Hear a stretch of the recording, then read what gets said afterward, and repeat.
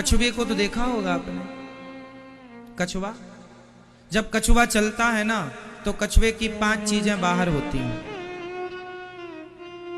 और जब कछुआ को देख कोई उसे लगता है कि कोई खतरा है, कोई टेंशन वाली बात है, तुरंत वो 5 चीजें अंदर सिकोड़ लेता है। हाँ या ना? सिकोड़ लेता है। कभी देखा आपने? ये क्या है? जब तक आप देखो कि सब ठीक है, ठीक है, अभी आपका मन भटक रहा है, ठीक है, पर अब देख लो कि समय हो रहा है, समय पूरा बीत चुका है, थोड़ा बचा है, तो अब थोड़ा सा ना मन को समेटना शुरू करो। कछुआ जैसे 5 चीजें अंदर कर लेता है, आपको भी 5 चीजें अंदर करनी है। 5 चीजें कौन कौन सी? इस संसार में सबसे ज्यादा झंझट 5 चीजों की है। टेंशन 5 चीजों से है, समस्याएं 5 चीजों से हैं। ये 5 कंट्रोल हो गई। क्या बात है, क्या कहना फिर? कौन कौन सी? 5 शब्द, स्पर्श, रूप, रस, गंध। अनुवाद सुनिए। 5 कौन कौन सी? कान पहला, शब्द, कानों पर कंट्रोल। 3 का तो हमने बताया ही था विस्तार से, आज उसमें 2 चीजें और जुड़ेंगी। शब्द पर कंट्रोल। अब व्यर्थ की बातें ना सुन के भगवान की कथा सुनने लग जाइए। शब्द। स्पर्श, दूसरा स्पर्श। स्पर्श मीन्स त्वचा, चमड़ी। हमारा मन बार बार ना किसी को छूने का मन करता है।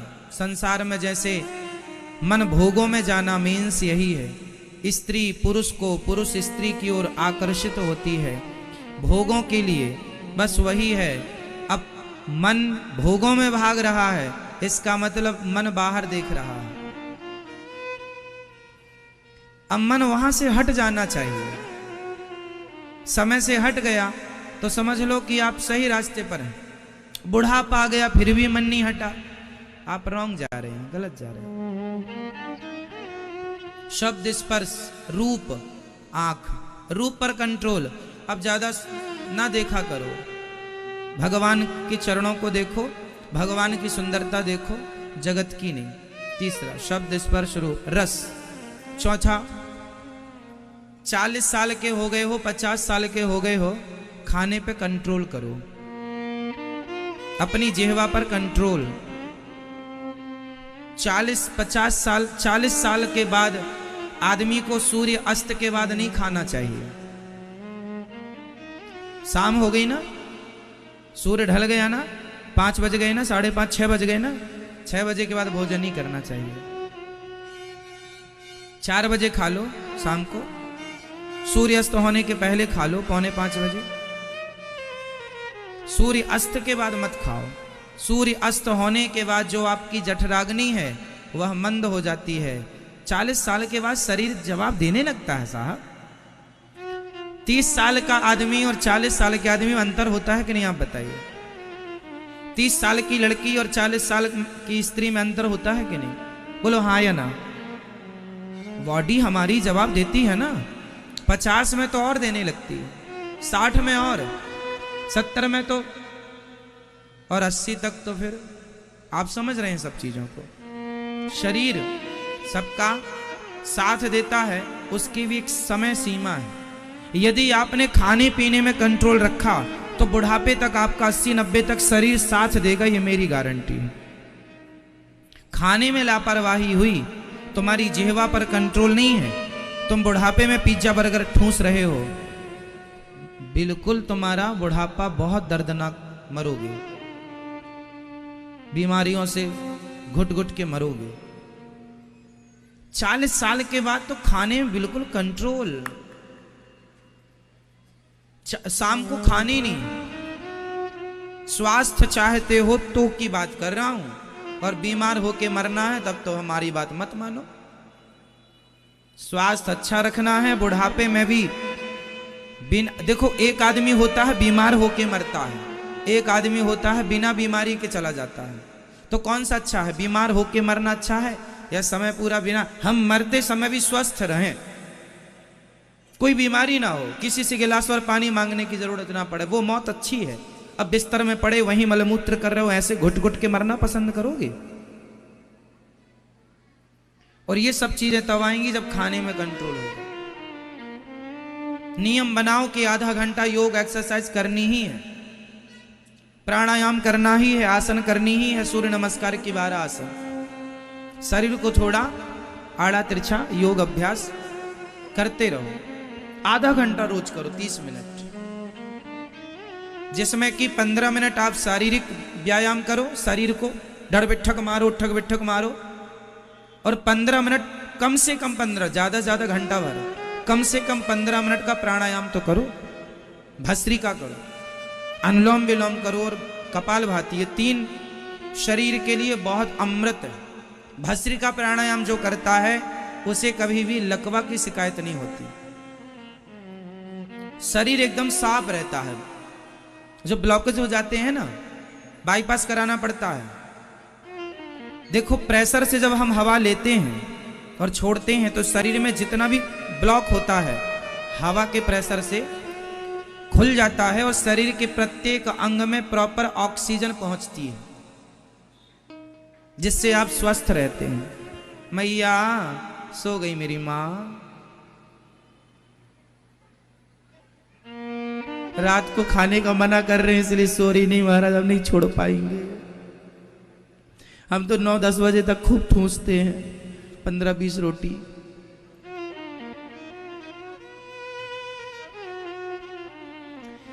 अच्छा, आप में से सबसे मेरा एक सवाल है, उत्तर दीजिएगा। एक प्रश्न कर रहा हूं, शरीर को ताकत भोजन करने से मिलती है या भोजन पचने से मिलती है? जोर से। शरीर को ताकत भोजन करने से मिलती है या भोजन पचने से? आपने बहुत सारा खा लिया पर पचा ही नहीं, तो आपने सोचा कि उस बिना पचे भोजन का पेट में क्या हाल होता है? वह पेट में पड़ा हुआ भोजन पचता नहीं है, सड़ता, और सड़ने से वो खून में इन्फेक्शन पैदा करता है, ब्लड में इन्फेक्शन पैदा करता है। नाना प्रकार की बीमारियां वहीं से पैदा होती हैं जहां आप जरूरत से ज्यादा, आपकी बॉडी मांग रही है आपको 250 ग्राम भोजन और आप दे रहे हैं आधा किलो, तो 250 ग्राम कहां जाएगा? वो आपको क्या करेगा? वो आपकी बॉडी के अंगों को डैमेज करना स्टार्ट करेगा। ज्यादा खाने से पेट बाहर आएगा। भाई पेट बाहर क्यों निकलता है? मोटापा क्यों है? मोटापा जब आप पैदा भए थे तब तो मोटे नहीं थे आप, जवानी में आप मोटे नहीं थे। शायद लाख में कोई एक बच्चा जवानी में भी मोटा हो, ज्यादा खाता हो, चलता खेलता ना हो।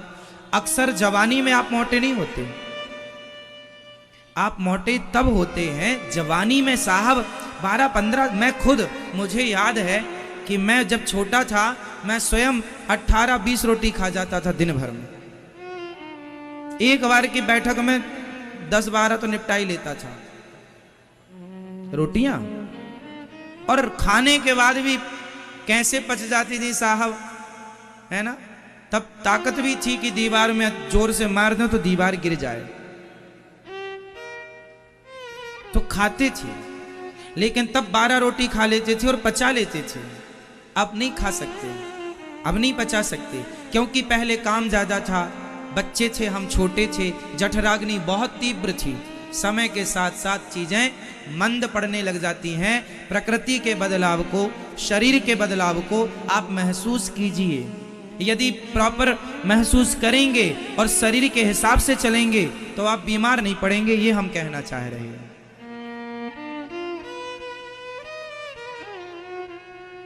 ठीक है,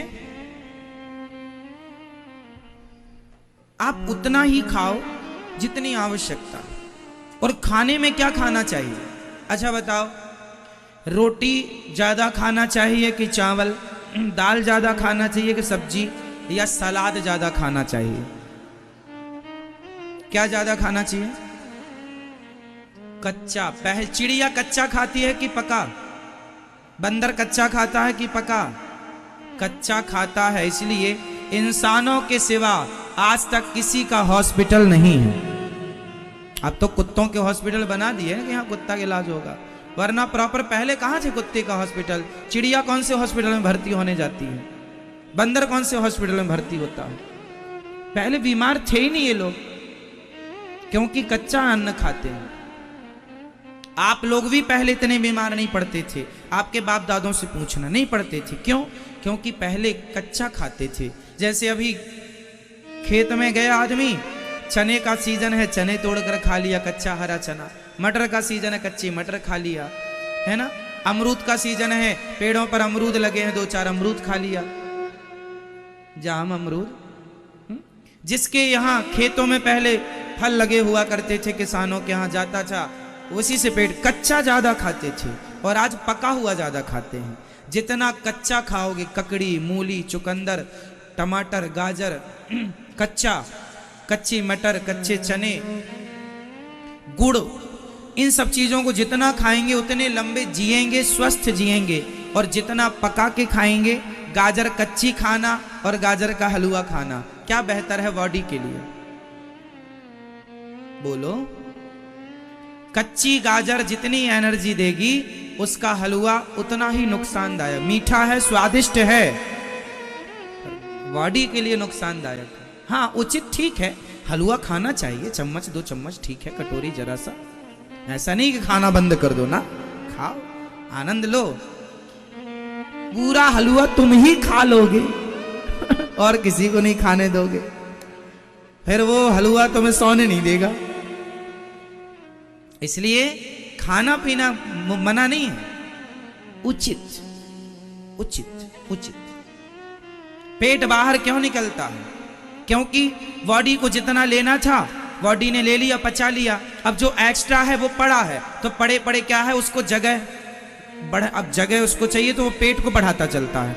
वो अपना स्पेस तो बड़ा करेगा ना भाई। जो फिजूल का भोजन आपके पेट में कचरा पड़ा है, वो जगह तो बढ़ाएगा, और वो जगह बढ़ाने से आपका पेट बढ़ता है, इतना बड़ा पेट हो जाता है। इसलिए भोजन करने के बाद आपको 2 रोटी की भूख बनी रहे। जब 2 रोटी और खाने का मन हो तो भोजन करना बंद कर दीजिएगा। 2 रोटी की भूख पेट में सदा रखिएगा, सदा स्वस्थ रहेंगे। सिंपल फॉर्मूला, 2 रोटी की भूख बनाए रखिएगा पेट में। खाने के बाद कितनी खा सकें आप? 2 रोटी, इतनी भूख बनाए रखें तो प्रॉपर ठीक चलेगा। तो यही कहना है कि आपका शब्द, स्पर्श, रूप, रस। रस मीन्स जिह्वा, इसके चक्कर में मरिए मत, कुछ भी ना खाइएगा। कुछ भी खाते हो बीमार पड़ते हो, बाद में रोते हो, पैसा खर्च करवाते हो इलाज में। तुम्हारे चक्कर में बड़े बड़े हॉस्पिटल बन रहे हैं, तुम्हारे उल्टा सीधा खाने के कारण।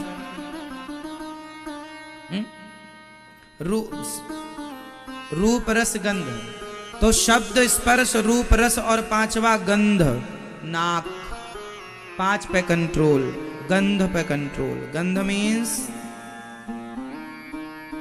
मीन्स हम सुंदर सुंदर इत्र, परफ्यूम इत्यादि लोग यूज करते हैं, सूंघते हैं, अच्छा खुशबू आ रही है, अच्छी खुशबू है ना। तो ये सूंघाने का काम नाक का है, दिखाने का काम आँख का है, सुनाने का काम कान का है, छूने का काम चमड़ी का है, स्वाद का काम जिह्वा का है। ये 5 लोग हैं। यदि इन 5 के वश में आप हो गए तो 5 आपकी लुटिया डुबा देंगे। इसलिए 5 के अधीन मत बनना। 5 को अपने अधीन करके 5 को भगवान की सेवा में लगा दो। आँख को भगवान की सेवा में लगाओ, चल भगवान का दर्शन कर। कान को सेवा में लगाओ, चल भगवान की कथा सुन, है ना। जिह्वा को भगवान की सेवा में लगाओ, चल भगवान का नाम जब, सीताराम सीताराम श्रीमन नारायण। चल, कहाँ जा रही है? स्वाद के चक्कर में, ये राम नाम का स्वाद ले, है ना। और चमड़ी को ये छूने का तुम्हें ज्यादा ही शौक है तो अपने माता पिता के गुरुजनों के चरणों को छुआ करो, चरण दबाया करो, भोगों से मन हटाओ और सेवा में मन लगाओ। और सूंघना ही है तो निर्माल्य सूंघिए। निर्माल्य मीन्स जो पुष्प भगवान को चढ़ा होता है वो उतारने के बाद, जब हम उतारते हैं ठाकुर जी के चढ़े पुष्प, उतार कर जब हम उसकी गंध लेते हैं, उसे सूंघते हैं, तो नाक की सार्थकता तब होती है जब भगवान के चरणों में चढ़े हुए पुष्प की खुशबू हम लेते हैं, तो वो खुशबू ऐसा माननी चाहिए कि वही गोविंद की खुशबू हमने ली है। तो नाक जब भगवान की खुशबू ले तब नाक नाक है। परफ्यूम इत्यादि में क्या, आप लोग बहुत परफ्यूम इत्यादि इत्र इत्यादि डालते होंगे। ये दास अनिरुद्ध की मेरी आदत है, मैं कभी कोई परफ्यूम कोई इत्र यूज नहीं करता। ठाकुर जी को कभी इत्र लगाता हूँ ठाकुर जी को कि आप रखिए, आप लगाइए। हमारी बॉडी को हम इत्र नहीं लगाते, ना कपड़ों में इत्र लगाते। आप कभी हमारे आसपास रहते हैं, देखें हमारे शरीर से कोई खुशबू आती है? कोई इत्र हम यूज ही नहीं करते। क्यों नहीं यूज करते? क्योंकि हमें पता है, क्या हम दिखावटी और बनावटी जिंदगी नहीं जीते। हमें पता है कि शरीर में कितना भी इत्र लगाएंगे आनी तो दुर्गंध ही है, इसलिए अपनी दुर्गंध छिपाएं क्यों? हे गोविंद, हम जैसे हैं वैसे ही देख लो आप, हम तो दुर्गंध से भरे हैं, आपको ऐसा पसंद है तो ऐसे ही हूं मैं। अब खुशबू लगा के भगवान के आगे जाके क्या फायदा? खुशबू ठाकुर जी को लगाते हैं, अपने को नहीं। आप एक नंबर के गंधाने वाले आदमी हो, बोलो हाँ या ना? आपके शरीर से सुगंध निकलती है, दुर्गंध? बोल दो मैया। शरीर से क्या निकलती है? खुशबू, सुगंध या दुर्गंध? अच्छा एक बात और, शरीर की नेचुरल भी एक गंध होती है, बॉडी की अपनी एक नेचुरल गंध भी होती है। और हमारे शरीर से केवल दुर्गंध, सवेरे आंखों में देख लो तो कीचड़, दुर्गंध। कान में उंगली डालो, दुर्गंध। सवेरे सवेरे किसी का मुंह आप सूंघ कर देख लीजिए, दुर्गंध से भरा होगा। बगल में दुर्गंध। मलमूत्र का, तो मलमूत्र में खुशबू तो होती ही नहीं है। शरीर में पसीना है, गर्मी में आप पसीने भरा शरीर, आप मोजे पहनते हैं गर्मियों में, जरा 2 घंटे चलिएगा और गर्मी का समय है और जूते से मोजे उतार निकाल लीजिए, देखो कितना गंधाता, पूरा घर भर जाता है दुर्गंध से। हाँ या ना? शरीर दुर्गंध का ही चलता फिरता घर है, दुर्गंध का। इसलिए हम छिपाएं क्या? आदमी ना जैसा है वैसा नहीं दिख जाता भगवान के आगे, वैसा दिखने नहीं चाहता। यही कपट है, कपट है। और भगवान कहते हैं निर्मल मन जन सो मोहि पावा, मोहि कपट छल छिद्र न भावा। तुम जैसे हो वैसे ही चले आना, वैसे ही मैं तुम्हें स्वीकार करूंगा। इसलिए ये दास अनिरुद्ध जैसा है वैसे ही है। मैं जैसा अंदर हूं वैसे ही बाहर हूं, अंदर कुछ और बाहर कुछ और। ये अच्छा नहीं लगता हमें, कपट अच्छा नहीं लगता। हम तो भाई देखो छोटी सी जिंदगी लेकर आए हैं, थोड़ा सा जीना है, निष्कपट जीना चाहते हैं, कपटी जीवन नहीं जीना चाहते, है ना? आप लोग भी सिद्धांत बनाओ, रियल जो है ना, रियल रियल है, इसलिए दिखावा नहीं। कई लोग ना जिंदगी दिखावे में जीते हैं, दिखावे। उसने 50 लाख का कोठी बनाई है, घर बनाया, हम भी बनाएंगे। क्यों दिखावा कर रहे हो? तुम घास की झोपड़ी लायक हो तो घास की झोपड़ी में रहो ना, खुश रहो। यदि तुम्हारे पास है बनाओ, दूसरों को देख के ना करो। अपनी लाइफ जियो, अपने आनंद से जियो, पर किसी की नकल ना करो। अच्छा एक बात बताओ, आप कहते हैं हमें उनके जैसे बनना है, आज तक ईश्वर ने किसी को किसी के जैसे बनाया है? बोलो। यदि बन सकते तो भगवान ही ना बना देता। आज तक किसी के फिंगर, किसी का अंगूठा किसी के अंगूठे से मिला है? फिंगरप्रिंट्स किसी के मिले हैं? किसी की आंख किसी की आंख से मिली है? बोलो।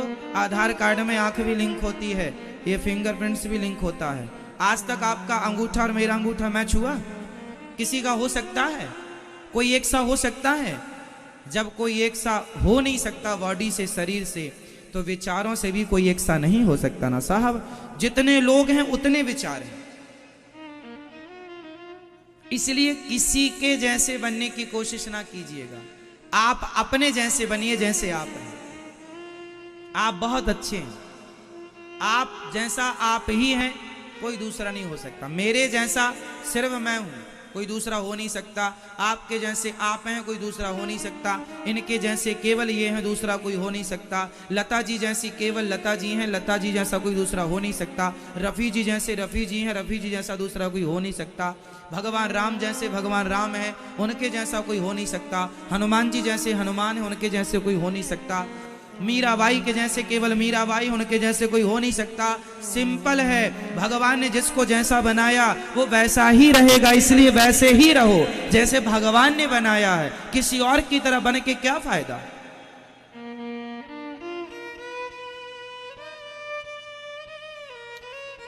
हमें नहीं बनना किसी की तरह, हमें अपनी तरह रहना जैसे हमें ईश्वर ने डिजाइन किया है।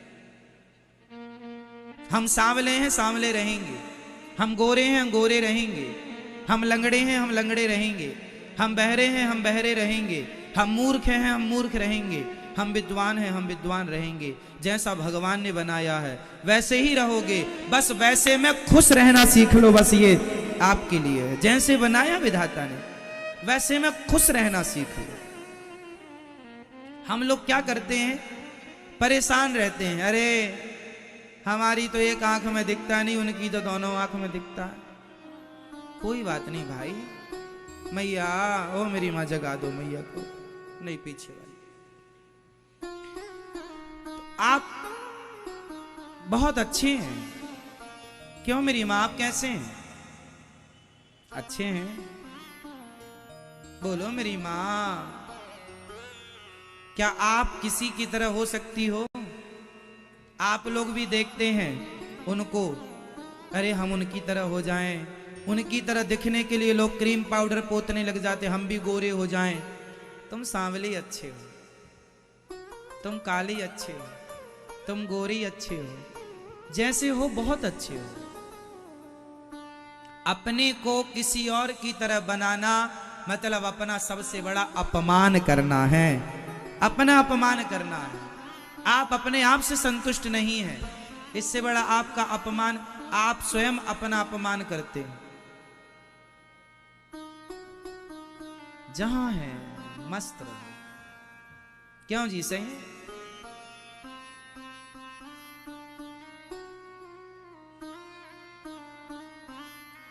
अटल जी जैसा अटल जी ही होंगे, कोई दूसरा नहीं हो सकता।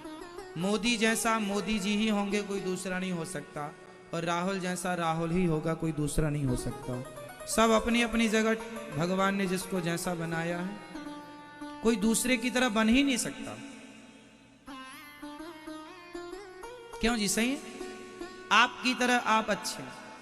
मेरे हिसाब से तो भाई अपनी तरह रहना चाहिए, किसी और की तरह बनने की कोशिश। हाँ, अच्छे आचरण चुन लो, अच्छे आचरण चुन लो, अच्छी बातें चुन लो, उन अच्छी बातों पर अमल करो, अच्छे रास्ते पर चलो। फिर आप जैसे हैं ना वैसे में ही आपका नाम होगा, आपकी पहचान होगी। आप सही रास्ते पर चलिए बस।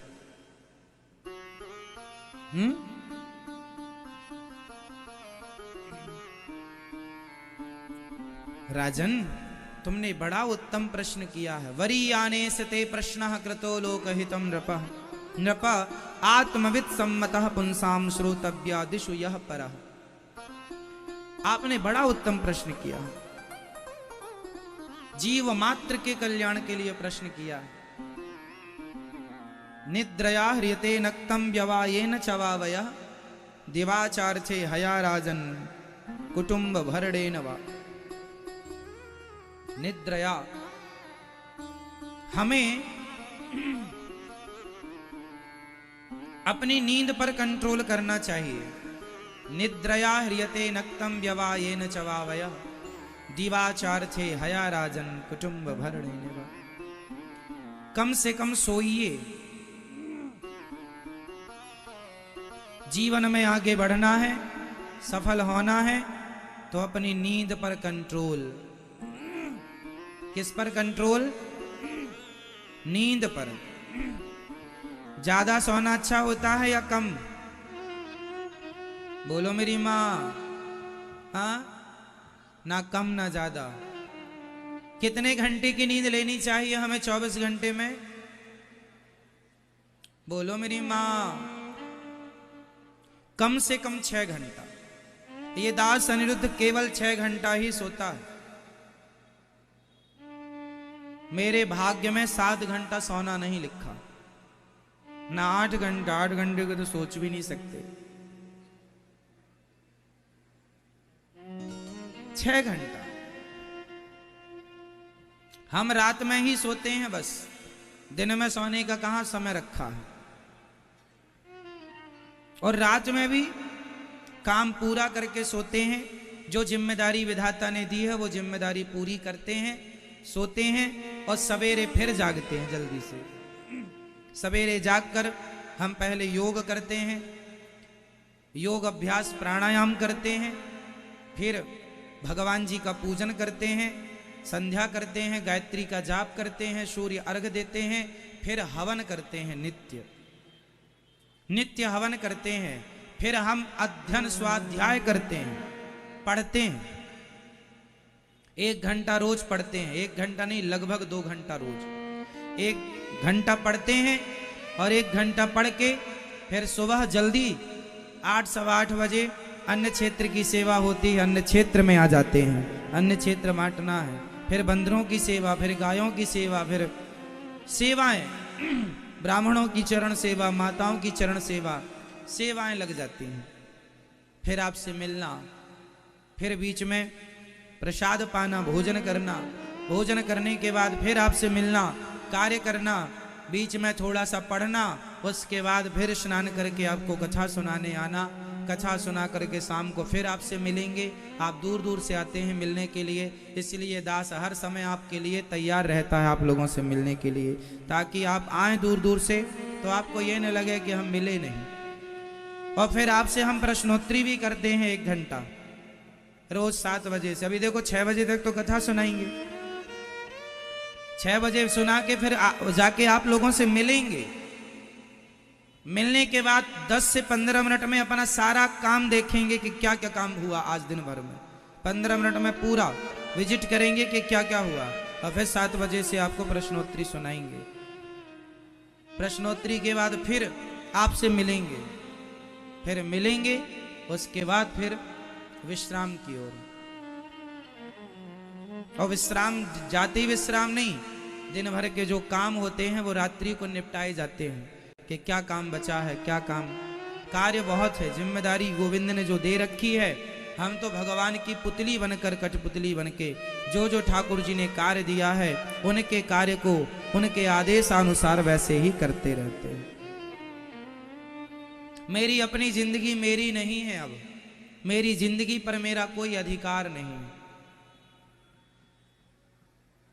मेरा उठना बैठना खाना पीना आपके लिए।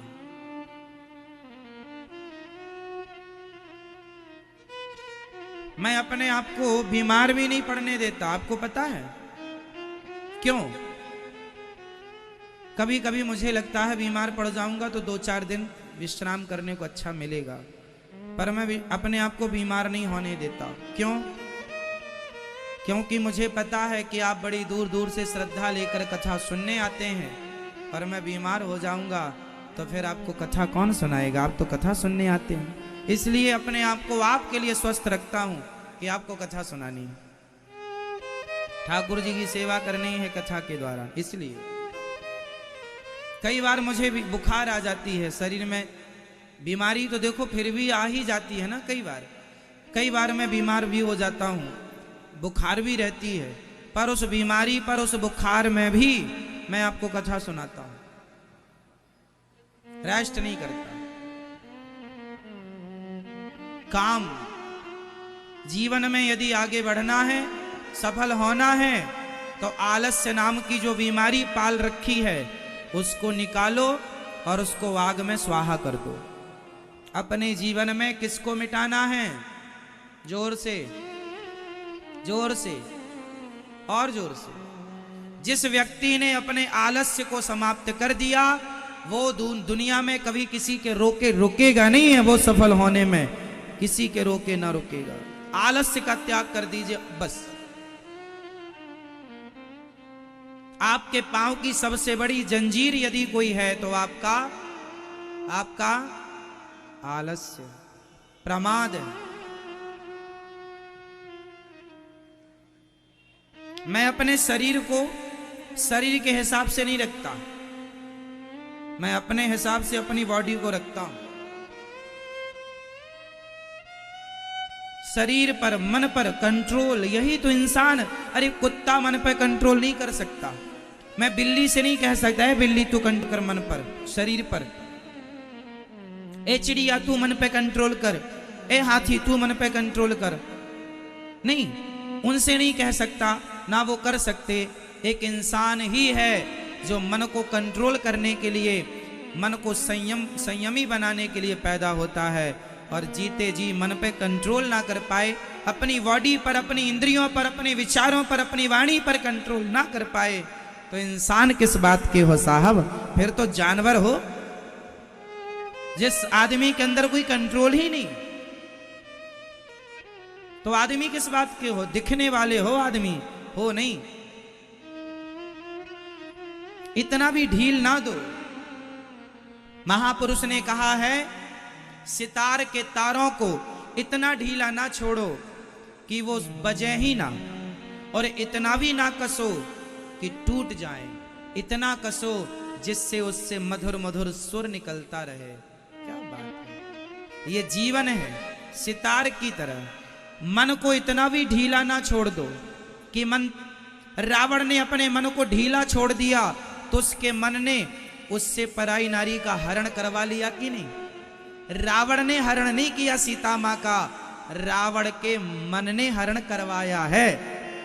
सहमत हैं आप इस बात से कि नहीं? बोलो हाँ या ना? हाँ, रावण के मन ने रावण से सीता मां का क्या कराया?